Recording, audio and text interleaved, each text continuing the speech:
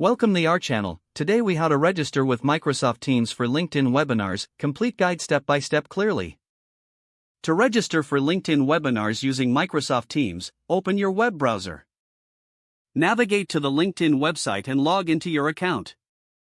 Once logged in, locate the work icon at the top right corner of the page. Click on the work icon to open a drop-down menu. In the drop-down menu, find and click on Events. On the Events page, look for the Discover tab. Browse through upcoming webinars that interest you. Select a webinar by clicking on its title. Read the webinar details to understand the topics covered and the speakers involved.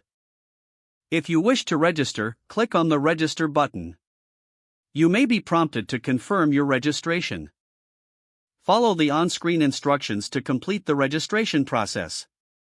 After registering, check your email for a confirmation message. This message will contain a link to join the webinar via Microsoft Teams.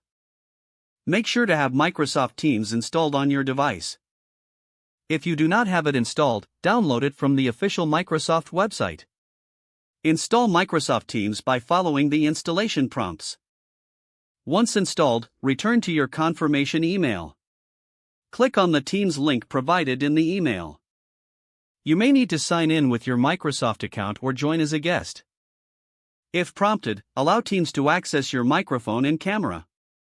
Adjust your audio settings as necessary before the webinar starts. Finally, sit back and enjoy the webinar when it begins.